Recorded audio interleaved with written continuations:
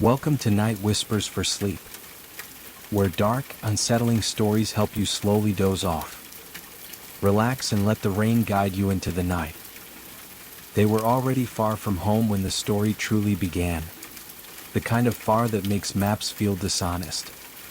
The kind of far that makes distances feel alive. In the winter of 1959, 9 young hikers boarded a train heading east.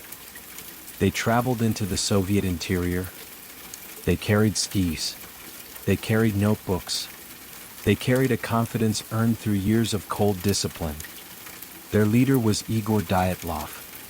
He was quiet. He was methodical. He was an engineering student. He was known among his peers for precision and patience. He was known for an almost unnerving calm under pressure. He was not reckless. He was not impulsive. He was the kind of man people followed. Nothing about him suggested panic. Nothing about him suggested mystery. Nothing about him suggested superstition. Around him traveled 8 others. Each was trained. Each was tested. Each was selected carefully. The expedition demanded endurance. It demanded judgment. It demanded trust above all else. They were students and graduates. They were engineers and technicians. They were athletes and thinkers. They planned ahead. They checked their equipment twice. They believed preparation was a form of respect. They were prepared. They were prepared for cold so deep it cracked wood. They were prepared for hunger. They were prepared for fatigue. They were prepared for isolation. They were prepared for storms that erased trails. They were prepared for nights that lasted forever. What they were not prepared for was what waited quietly on the slopes ahead. The Soviet Union in 1959 was a place of vast distances. It was a place of deeper silences. Mountains rose untouched. Entire regions remained empty. There was only wind. There was only memory. There were no satellites watching from above. There were no emergency beacons. There were no quick rescues. Once you stepped into the wilderness, you belonged to it. You remained there until you returned, or until you did not. Their goal was ambitious. It was not foolish. They were attempting a grade 3 winter trek. It was the highest classification then recognized. It required advanced navigation skills. It required survival skills. It required absolute composure under pressure. This was not a group testing themselves for the first time. This was a group proving what they already knew. They knew they could do this. They packed carefully. They logged routes. They calculated food down to the gram. They calculated weight down to the kilogram. They still joked about how heavy everything felt on their backs. They were prepared. Snow began almost immediately after they left the last settlement. Its sound was soft. Its sound was constant. It sounded like breath moving through fabric. Skis pressed into white ground. The snow swallowed footsteps as quickly as they were made. The forest thinned as they climbed. Trees grew smaller. Then they disappeared entirely. Only slope remained. Only sky remained. A wind moved across everything. It never seemed to rest. Sometimes the wind whispered. Sometimes it screamed. Most of the time it simply watched. Hours passed without conversation. Then suddenly laughter broke out. It was sharp. It was brief. It dissolved back into quiet. They sang occasionally. They sang songs everyone knew. Songs about youth. Songs about travel.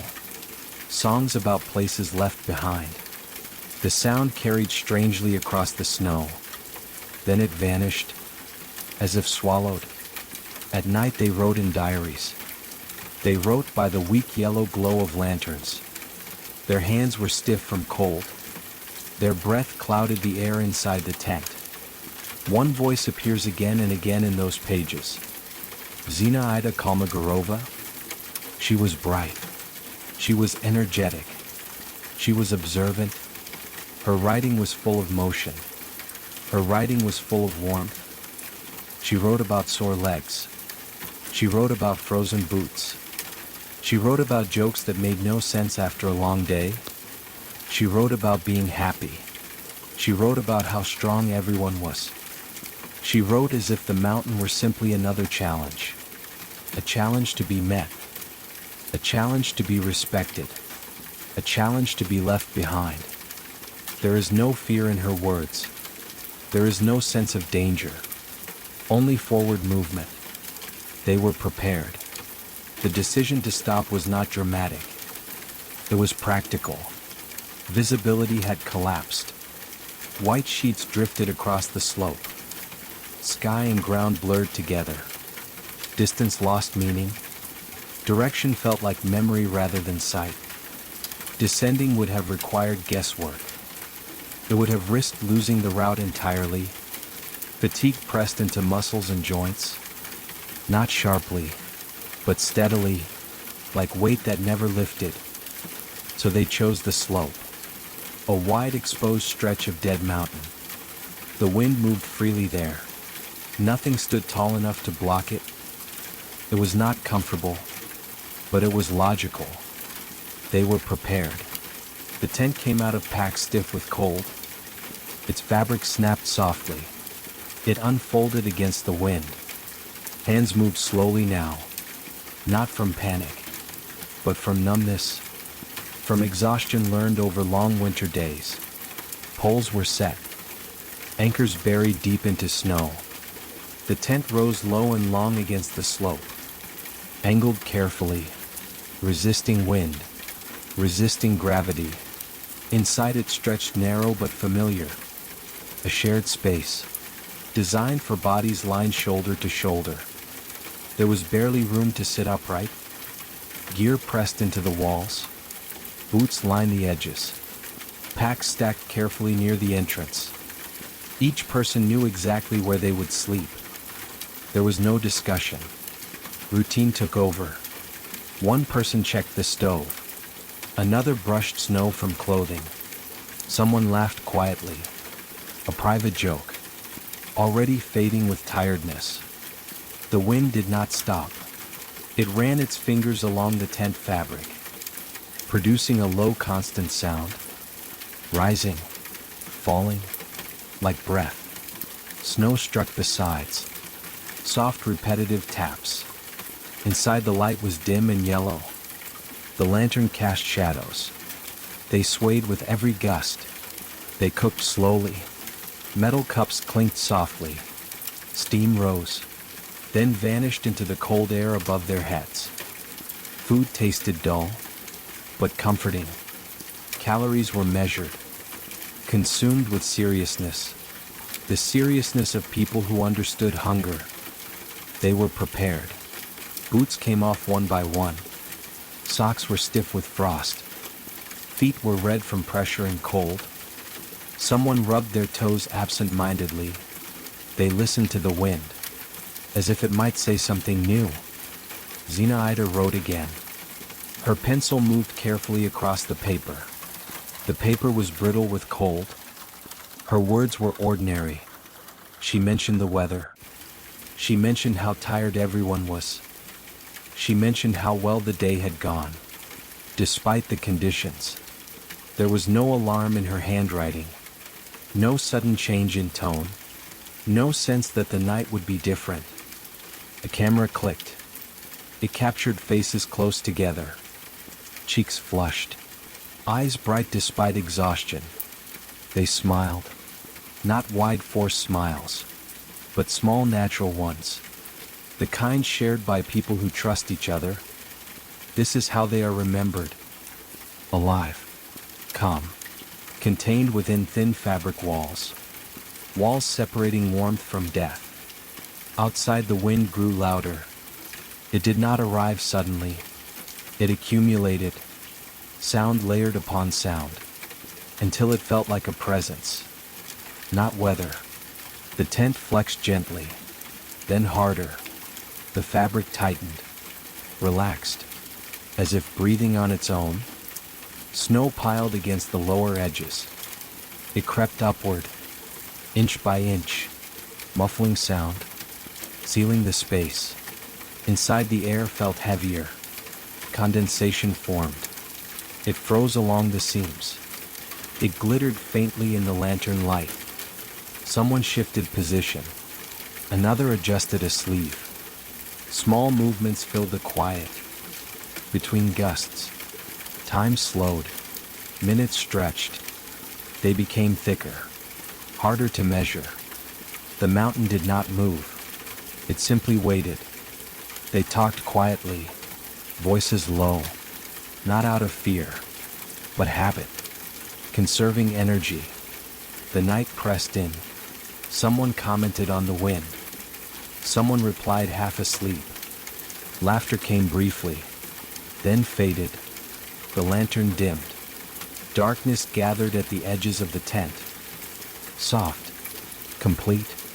Outside, the storm continued, patient, reshaping the slope, erasing lines, burying everything. Fresh white silence. Inside, 9 people lay close together, breathing in rhythm. Without knowing it, they were prepared. Whatever they discussed next was never written down. Whatever sound reached them next was never recorded. Whatever thought crossed their minds first left no trace. There are no more diary entries. No more photographs.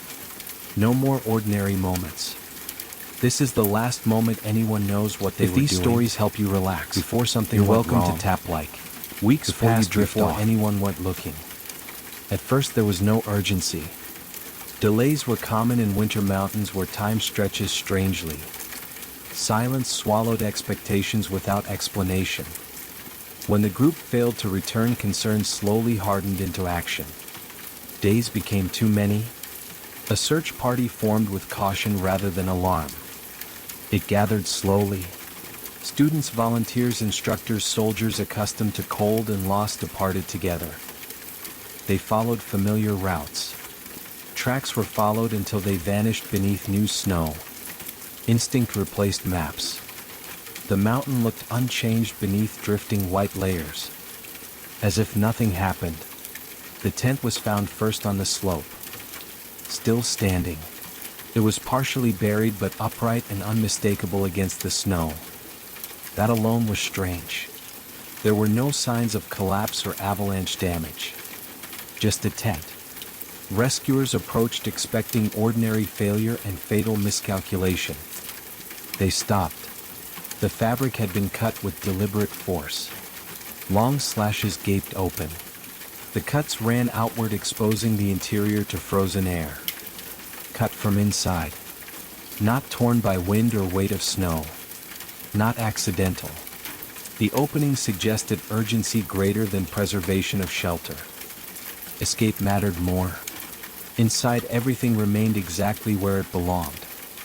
Sleeping bags.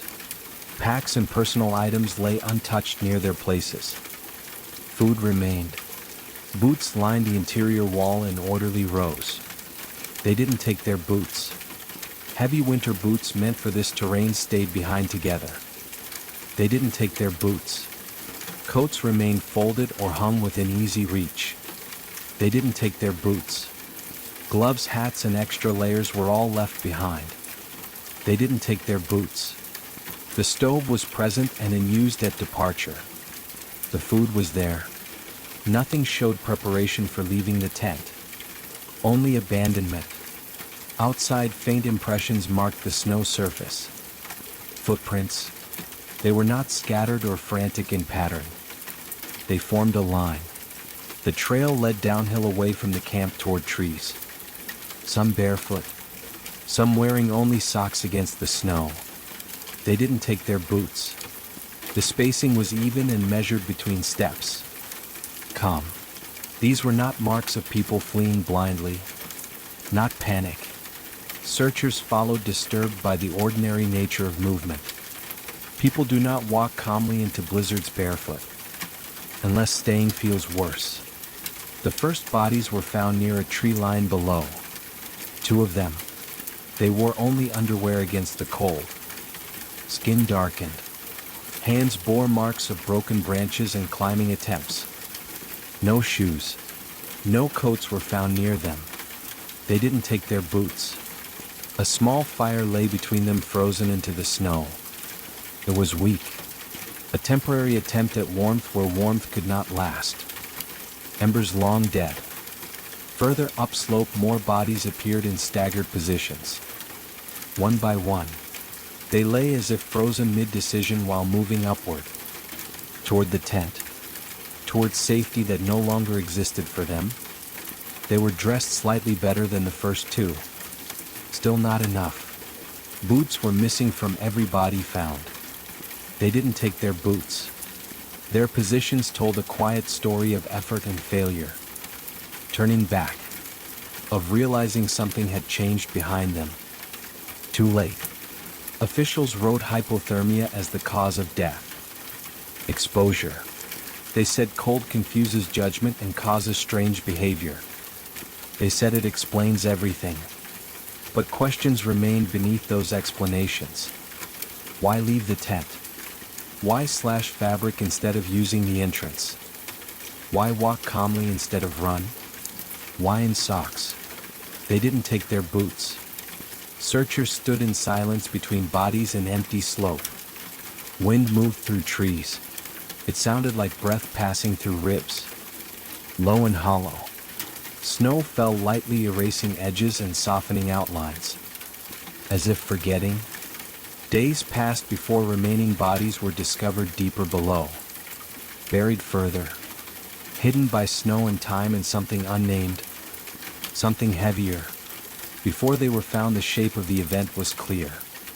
Something drove them out. Something immediate and overwhelming enough to override training. Something decisive. They were experienced and disciplined in winter survival. They were rational. They were prepared for conditions like these. And still they fled. Half-dressed and barefoot into a killing storm. They didn't take their boots. This is where certainty begins to fracture. Explanations circle. Whatever happened left no clear physical mark behind. It did not announce itself. It forced a choice no trained hiker would make lightly, unless the alternative felt worse.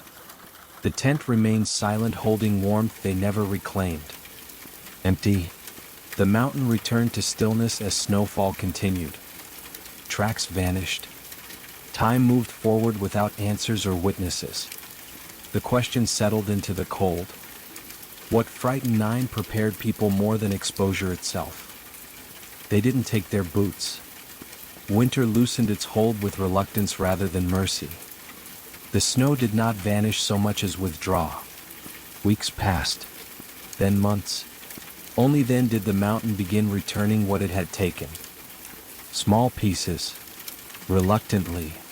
Searchers came back when the season allowed movement without sinking endlessly. This time their attention turned downward. Below the surface, they followed subtle sagging in the snow. Irregular shapes. Places where the white seemed to rest over something heavier than ice. A ravine cut into the slope emerged from drift and shadow. Hidden, it held the last 4 bodies. Buried beneath meters of snow. Preserved, compressed. Their position suggested collapse or fall, not struggle. Clothing was thicker here, layered with more intent. Still incomplete. The injuries were documented carefully, methodically, clinically. Several ribs were crushed inward, not sliced, not torn. The force was measured in pressure. Dense, unyielding. It resembled impact with something massive. Immovable. There were no matching external wounds. No cuts. No bruising consistent with surface impact. Skin remained largely unbroken. Bones beneath did not. One skull showed a fracture severe enough to be fatal. Yet the scalp above it was intact. This detail was noted, repeated, emphasized. Medical examiners compared the force to car accidents or heavy machinery, then stopped short of explanation. The cold preserved everything. Flesh held shape. Fibers froze stiff and clean.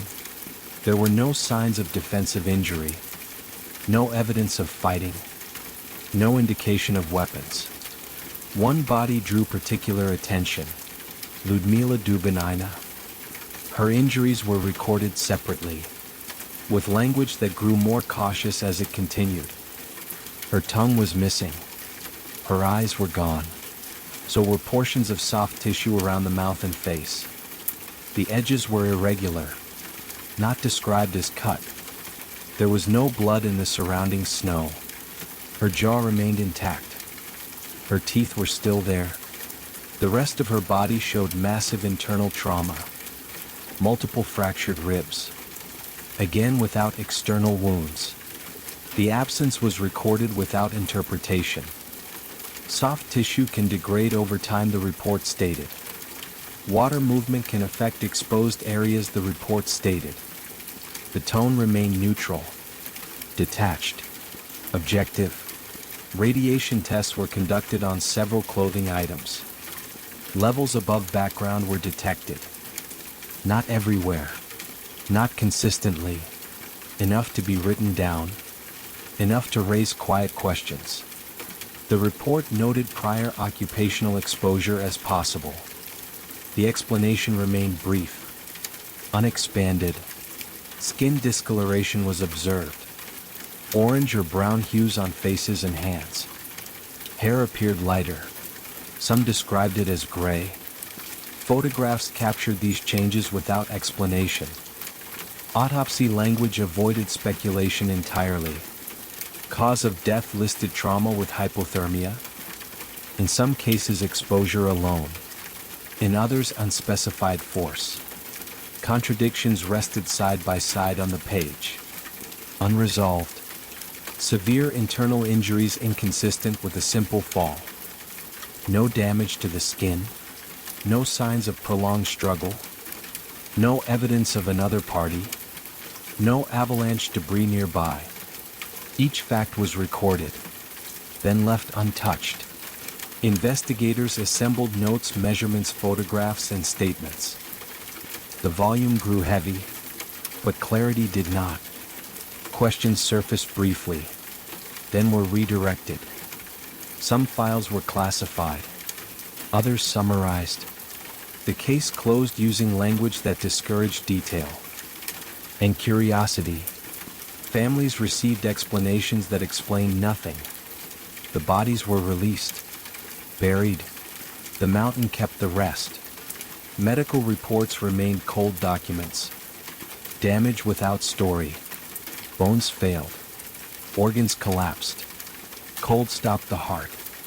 Yet no single event connected these outcomes. The contrast remained. Extreme internal destruction beneath calm skin. Exposure that did not explain departure. Trauma without a clear mechanism. Radiation without context. The language never accused, never concluded. It simply stopped. Silence followed paperwork. As it had followed the storm, time moved on. Snow returned. The ravine filled again. What remained were descriptions without context. Injuries without narrative. The mountain did not clarify. It never does. The official conclusion arrived quietly without ceremony. It was brief. It came without diagrams or timelines or reconstructed sequences. No detail. Instead, it arrived as a single institutional phrase. A phrase. A compelling natural force became both explanation and ending. Those words. They were typed, stamped, and filed. Final. Inquiry closed without opening understanding. No clarification followed. None. No definition explained what the force might be. Nothing. The language was broad enough to contain anything imaginable. And final. It was also precise enough to end discussion completely. Closed. The case was sealed by authority rather than comprehension. Archived. Documents were stored beyond ordinary reach. Out of sight. Questions were folded neatly with the files. Unanswered. Families were informed through distant institutional language. Carefully, they were told the mountain claimed their children.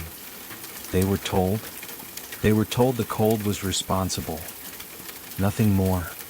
They were told no further action was possible. And some accepted this because no alternative existed. Others did not. Years passed and silence held. Time moved. The Soviet Union changed and reshaped itself. Borders shifted. Archives loosened and access widened. Cracks formed. The story surfaced again quietly but persistently. It returned. It resisted burial beneath stamped conclusions. It lingered. Later explanations appeared with scientific restraint. Measured. An avalanche was proposed as the trigger. Snow. A delayed collapse frightened them without visible debris. Possible. Calculations were produced and angles measured repeatedly. Numbers. Models were built and refined.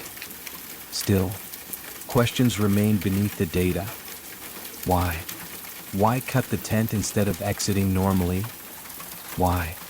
Why walk calmly instead of running downhill? Why? Why injuries appeared severe and inconsistent? Unclear. Another explanation followed based on sound. Infrasound. Wind interacting with the mountain shape could induce panic. Invisible. Nausea, fear, and disorientation without visible cause. Unrecorded. Possible yet never proven conclusively. Unsettled. Others looked upward instead. The sky. Military tests were rumored nearby. Remote. Lights were reported weeks later by distant witnesses. Strange. Radiation on clothing was quietly noted again. Documented. No official records connected these elements. None. The suggestion hovered without resolution. Lingering. Secret weapons were mentioned, dismissed, then mentioned again. Repeated. Shockwaves, parachute mines, experimental technology entered discussion. Speculation. Each theory was approached then abandoned. Unstable. As if standing too long felt dangerous. Uneasy. Then came the unnamed category. The unknown. Something beyond measurement or agreement. Unclassified. It occupied the edge where language thins and certainty dissolves. Modern investigators returned decades later with better tools. Again, they remeasured slopes and weather conditions. Carefully, they compared injuries against updated medical data. Precisely, conclusions shifted but never aligned fully. Partial. Avalanche models improved and wind patterns re-evaluated. Refined. Yet consensus never arrived. Absent. Each theory explained some details but ignored others. Incomplete. Every solution left a piece staring back. Unresolved. The mountain remained unchanged throughout it all. Silent. Kholat Syakhl stood bare and indifferent. Unmoved. It offered no sign of holding anything unusual. Nothing. Hikers returned in later years. Some did. Some reported nothing at all. Others did.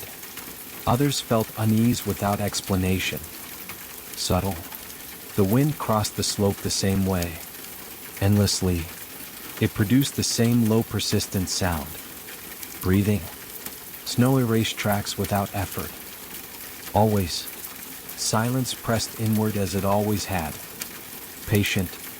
What endures is not a theory, but a contrast.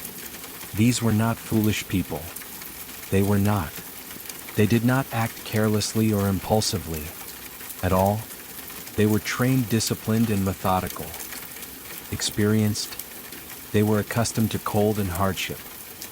Prepared. They were not panicking that night. Evidence shows that. Their footprints demonstrate calm movement. Measured. Their preparation supports rational decisions. Clear. Their diaries show no alarm. Ordinary, and yet they fled the tent. Still, they left warmth for lethal cold. Choice. They abandoned shelter for exposure. Choice. They traded boots for bare feet. Choice. They chose the certainty of the blizzard over something. That decision remains the center of the story. Everything else orbits it. Not the injuries, not the theories, not the official conclusion. The decision. Something made staying feel impossible. Something made the mountain feel safer than the tent. Impossible. The files are closed, but the question remains. Quiet. It drifts through retellings and photographs. At night, it sounds like wind across fabric. Soft, like snow sliding downhill. Endless. The mountain does not explain itself. Never. Perhaps that is why the story endures. Because whatever happened on that slope never needed pursuit. It stayed. Whatever happened remained where it occurred. Waiting. Listening. As wind moves across Dead Mountain again. And snow falls, covering everything evenly without judgment or memory. Whatever happened on that slope never followed them down.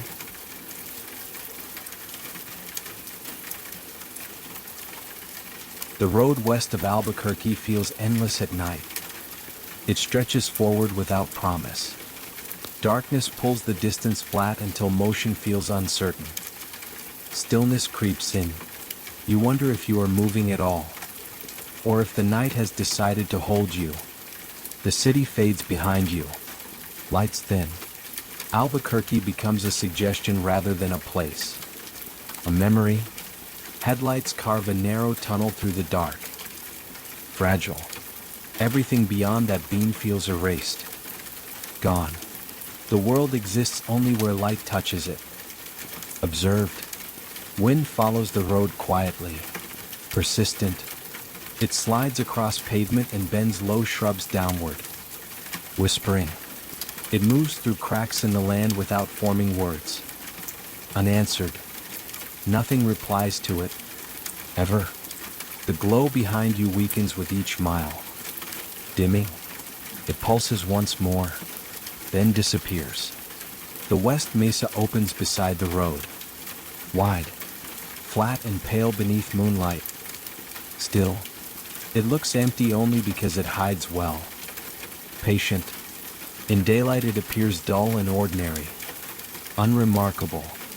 A place people pass without slowing, without looking, without concern. At night it changes. Completely. Silence thickens and presses against the glass. Heavy. It slips inward and fills the chest. Crowding. Even small sounds feel intrusive here. Wrong. The land feels old. Ancient. People do not linger here. They never have. That is why it was ignored for so long. Overlooked. In the early 2000s it stayed unexamined. Unnoticed. Patrols passed it by. Planners dismissed it. Danger was believed to need buildings. Crowds. No one watched the mesa. No one listened. It was assumed lifeless. Blank. A space where nothing grew or happened. Important. People were wrong. Trash arrived quietly under darkness. Careless. Broken furniture sank slowly into the sand. Discarded. Torn bags followed. Forgotten. Secrets came next. Always. Forgotten places attract what avoids being seen.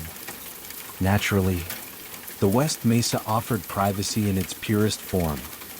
Open. Empty. Unwatched. The ground accepted everything. Easily. Wind erased tire tracks. Softly. Sand dulled sharp edges. Patiently. Time finished the work. Slowly. Disturbances blurred until they vanished entirely. Gone. Some say land remembers weight, not images. Silence. Certain places feel heavier than they should. This one did. For years the routine never changed. Sun, wind, night. No one noticed the repetition. Life continued elsewhere. Cars passed. Radios played. Neighborhoods slept nearby. Unaware. Darkness remained close. Waiting. Then something surfaced.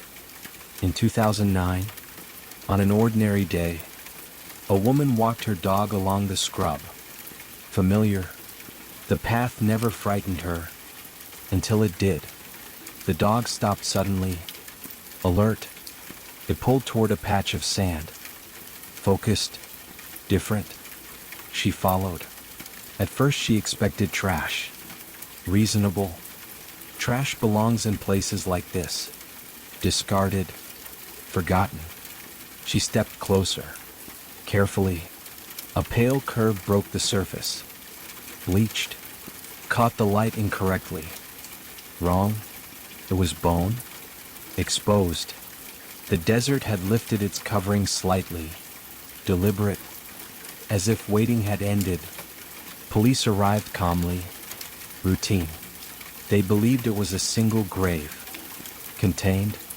Recent. Documentable. That belief mattered. Boundaries helped breathing. They began to dig. Methodical. The sand moved aside easily. Willing. As if expecting this moment. Another bone appeared. Then another. Wrongly placed. Not one body. Not one story. Evidence flags multiplied across the ground. Bright. Each one asked a silent question. Unwanted. The silence shifted. Subtle. Understanding settled slowly. Heavily. This was not one person. Never was. Spacing revealed repetition. Return. Familiarity. Someone trusted this land. Again. And again. The desert had been used. As daylight faded, floodlights took over. Harsh. Shadows stretched long across the sand. Reaching. Beyond the dig, nothing appeared disturbed. Untouched. The night remained calm. Indifferent. Cars passed on the road. Wind continued moving. The mesa held its shape. Unreadable. More remained below. Undisturbed. The land had kept its secrets for years. Counting. Marked by wind and moonlight. While the world above stayed unaware. And now it was clear. The desert had been keeping count. The bones told a story no one had been ready to hear. At first they were just fragments. Well, fragile. Rising from the sand like quiet confessions. Investigators soon confirmed what everyone feared. What no one had been able to name. All of them were women. Most had been gone for years. The first identifications came slowly. Each one required care. DNA samples. Dental records. Missing persons files that stretched back decades. Some of the women were young. Just stepping into adulthood. Full of dreams no one had ever written down. Others were older. Carrying the weight of lives shaped by struggle. Marked by survival in a world that had not offered kindness. Many of the victims had been involved in sex work. That detail mattered. It made some authorities dismiss the urgency of their disappearances. Some battled addiction. Quietly. In private. Their struggles became excuses to overlook them. Not reasons to protect them. Several were indigenous or Hispanic. Communities already overlooked. Already rendered invisible by society's blind spots. The uncovering of the graves was slow. Deliberate. Methodical. One site after another revealed itself beneath the sand.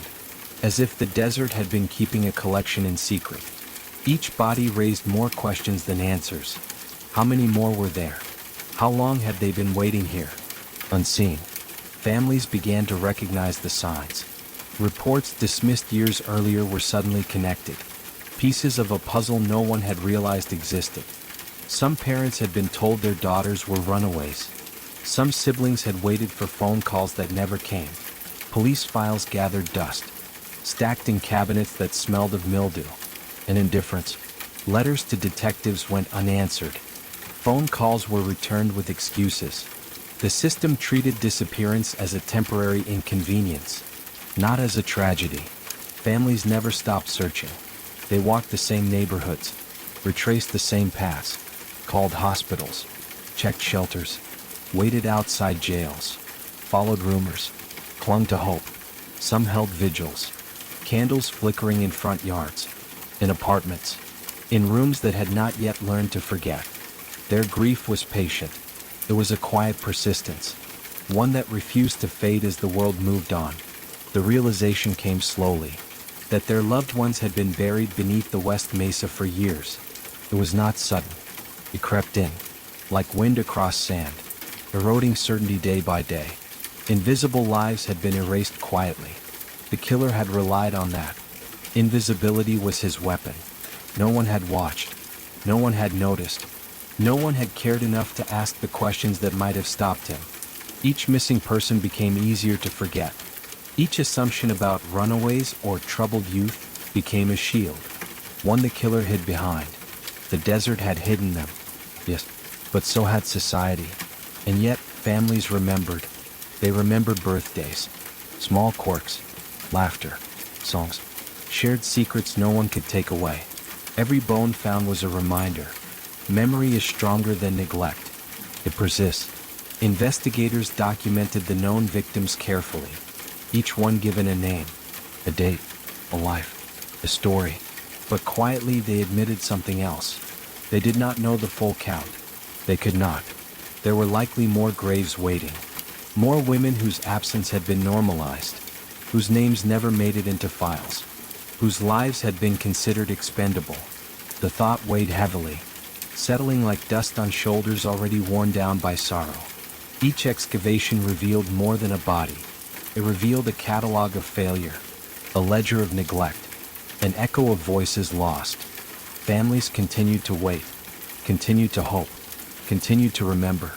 Every new discovery brought relief and terror.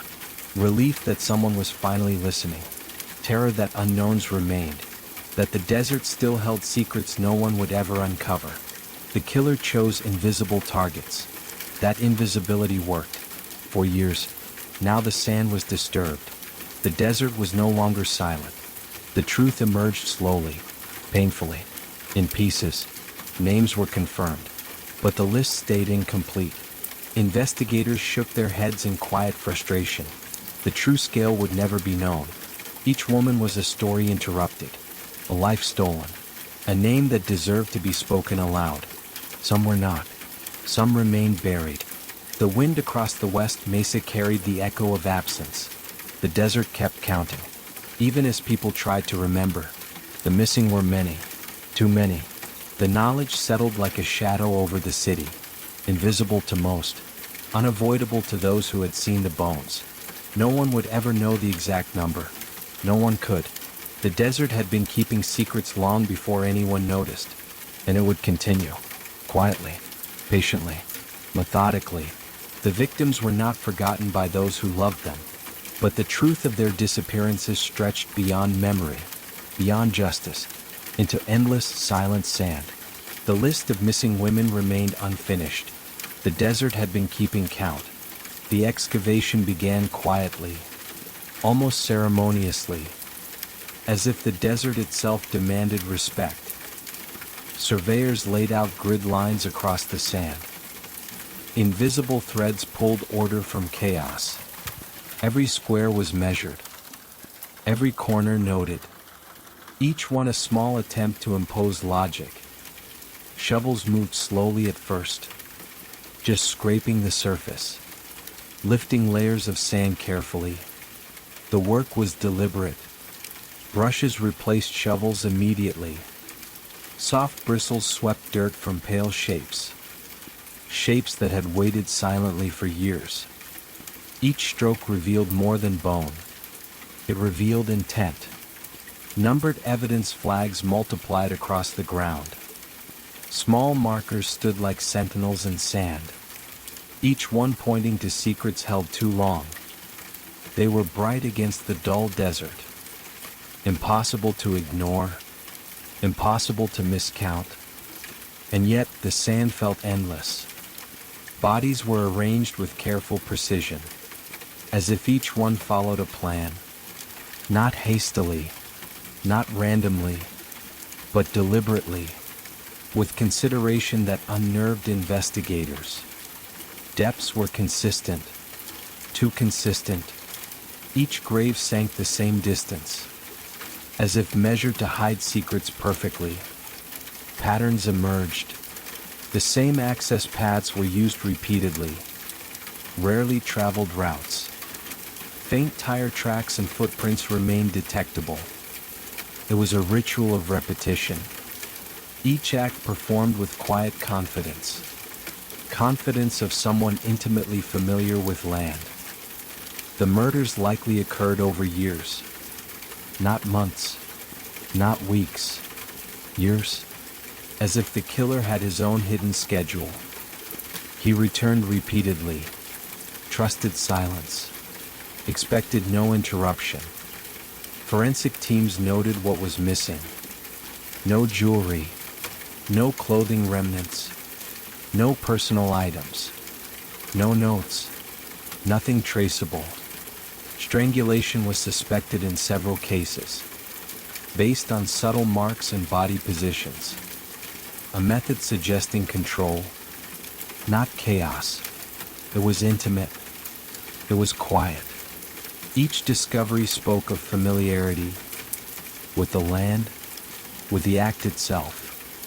That confidence unsettled detectives. Someone had learned desert rhythms. Someone knew where they would not be seen, where nothing would disturb them. The routine implied patience. It implied planning. It implied a chilling calm, the kind people call evil. Excavation revealed deliberate spacing, not accidental. Bodies were not stacked. Each had room. Each had its own resting place. Measured, aligned.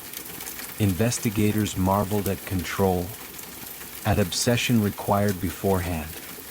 Even the sand seemed chosen. Areas where digging would be easiest, where desert would help erase traces. There was no rush. The killer did not hurry. The desert provided cover. Patterns repeated across multiple graves, like chapters in a book of bone and dust. Time analysis suggested years of repetition. Careful, methodical. Each act added to an invisible ledger. Intervals varied enough to avoid detection, regular enough to show discipline, a schedule only he knew. Investigators considered psychological profile. Control was paramount. Each burial demonstrated domination over victim, over environment. Familiarity was obvious. He knew the desert as a friend, as an accomplice. A place obeying without question.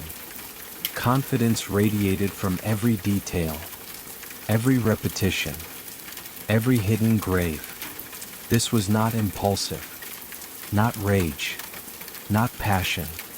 It was ritual. The act itself was routine. The desert became a trusted partner, waiting patiently for each return. Investigators shivered, mapping graves, noting spacing, depth, position. Every choice deliberate, every act repeated with care. The terror lay not just in death, it lay in precision, in familiarity, in patience. He had studied the land. He had mastered it. The desert, once empty, felt like a stage, set for acts hidden in plain sight. The realization settled slowly, like dust after a breeze. Thick, inescapable. Someone trusted this land completely, trusted it enough to leave nothing accidental, nothing visible, nothing betraying. Each new grave reinforced the pattern. Certainty grew. The routine was undeniable. The desert had accommodated him. It allowed repetition, discipline, quiet planning. It had been silent when it should have screamed. That silence made the pattern terrifying. The wind moved gently over the site. Indifferent, it smoothed tire marks, softened footprints. Evidence flags glinted under the sun. Bright reminders this was not random. Someone had returned.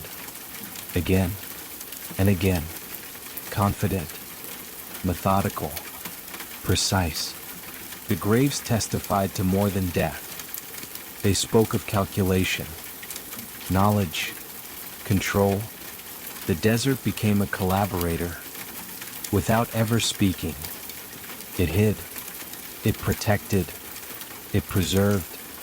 Investigators brushed sand from bones, placed markers, drew lines across grids. They understood. This was no accident, no moment of madness. This was a pattern, a routine, a ritual, repeated by someone who believed the desert would keep the secret. And it had. It would continue, patiently, silently, without complaint. Someone had known the land well enough to trust it, and the desert had allowed it. Fear spread quietly across Albuquerque, first as whispers, then as conversations lingering long after sunset. People glanced at empty streets differently, at unlit alleys, wondering who might be watching, who might be hiding in plain sight. The media seized upon the mystery quickly, giving it a name that echoed for years: the West Mesa Bone Collector. The nickname felt clinical, almost polite, masking the horror it described. Authorities formed a task force. Detectives, forensic specialists, investigators from unsolved cases combined. They approached the scene methodically, combing through files, reports, neglect, and error. Suspects began to emerge, as they always do. One was a convicted serial killer, already in custody, known for crimes shocking the nation. At first, hope flared. Perhaps the puzzle could be solved quickly. But timelines did not align. The killer had been locked away. During most of the murders, DNA exclusions followed. There was no match. That lead ended quietly. A candle snuffed before lighting truth. Another suspect was a local man, recently committed suicide, leaving behind a life shrouded in secrecy. People wondered if he hid double lives, if despair had masked darker intentions. Investigation revealed nothing connecting him. No evidence, no pattern, nothing beyond speculation. A third theory pointed to a long-haul truck driver, someone traveling across states, who could use the desert to dump bodies. Without raising suspicion, routes were analyzed, logs checked, interviews conducted. But again, nothing fit perfectly. Timeline inconsistencies tore at each theory, leaving questions where answers should have been. DNA evidence, limited at the time, excluded suspects.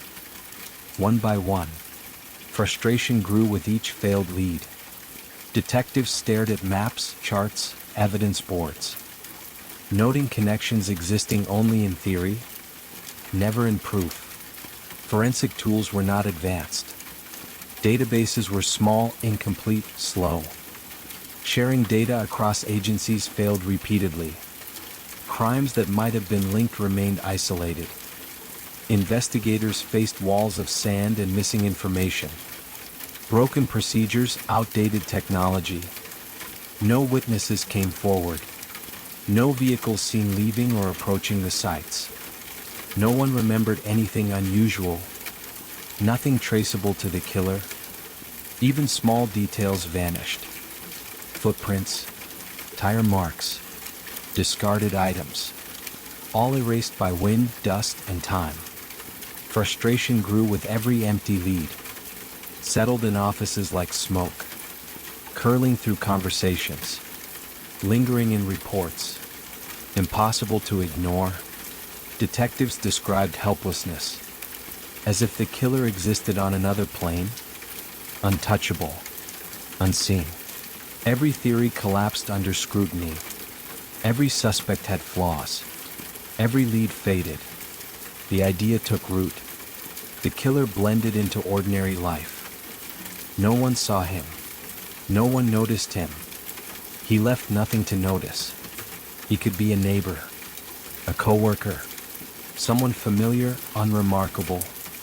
The thought made investigators uneasy, in ways they could not articulate. A presence everywhere and nowhere. He moved among the living, while hiding among the dead. Each grave, each hidden body, proof of patience and skill beyond reckoning. The desert had done its work, but so had he. Every return to the West Mesa had been planned, deliberate, unnoticed. He knew terrain, roads, wind, and nearby people. He trusted the silence, and the silence trusted him. Interviews produced uncertainty. Rumors, memories, conjecture piled up. But tangible evidence remained absent. No eyewitness accounts. A reminder he operated in daylight. Ordinary life shielding his deeds. Even modern forensic analysis confirmed bones only, not who placed them. Investigators spent hours staring at maps, reviewing notes, tracing connections. Knowing every lead could be a dead end. It was like chasing shadows across desert sand. Every possibility seemed plausible and impossible.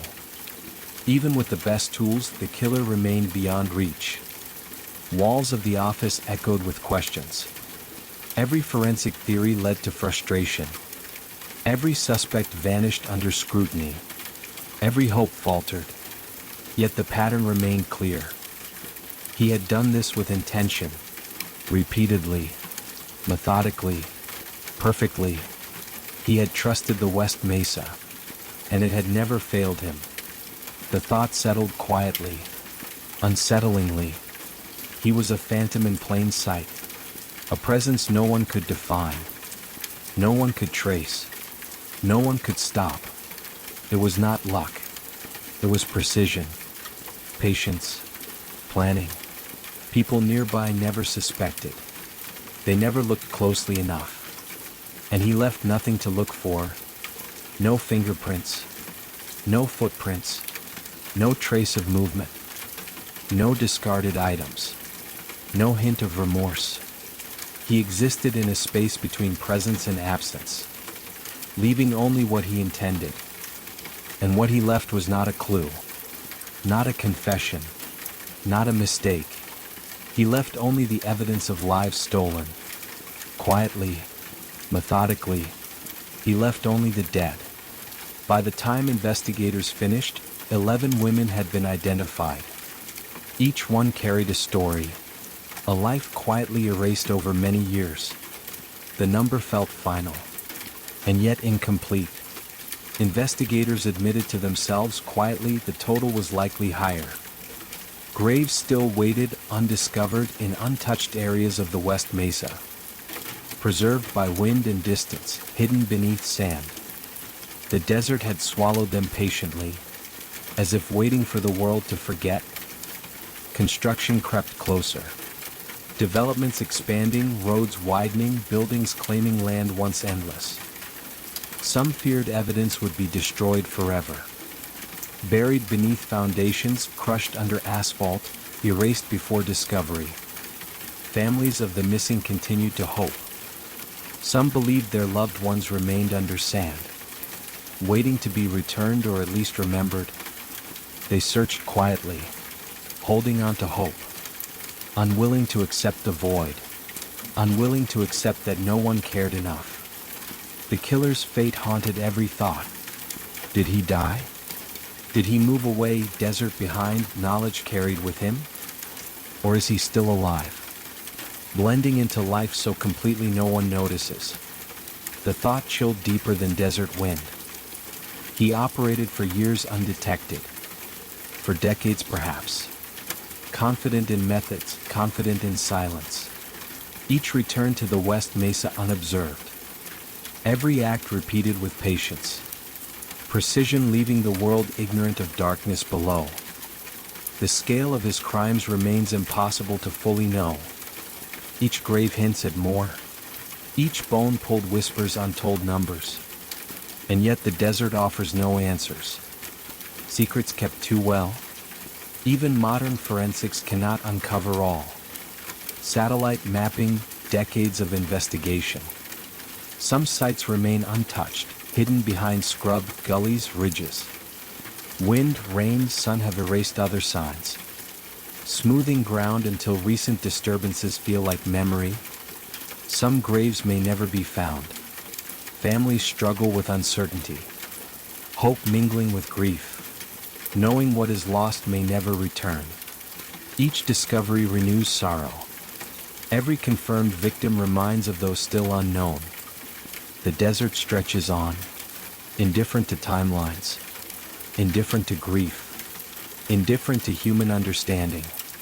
Investigators walk the site, marking grids, reviewing maps, imagining what remains beneath untouched areas, always aware they can never be certain. Even if more bones are found, the full scale may never be known. Horror measured in absence, in the knowledge that someone moved, buried, left with no trace. The killer's patience, planning, and ability to blend underscore terror. Life continues around the mesa. Neighbors drive by. Children play. Construction workers build. Hikers wander. None aware of what lies beneath. None suspecting what waits beneath each inch of sand. It is a quiet terror. A slow realization. Not all monsters leave footprints. Not all killers make noise. Not all crimes are witnessed. Time passes. Decades may pass. And still some graves will lie undiscovered. Some names remain unspoken. Some stories unfinished. Wind moves across the mesa. Gentle. Persistent. Brushing ridges and valleys as if soothing what is hidden. Sunlight sweeps the land, casting shadows that hide everything and nothing. Even rainfall cannot erase memory buried in sand. Evidence hidden from eyes that might look but never see. Some families will never know the full truth. Some will never recover what has been lost. The scale of absence becomes almost impossible to measure. A silence heavier than words. The desert waits patiently, unchanging, carrying secrets under sun, moon, and stars. It holds what was buried, what was taken, what was erased from memory and records. The thought lingers as darkness falls again, stretching across scrub, sand, and rock, as if the world itself holds its breath. The desert remains, wind moves the sand, and some graves may never be found.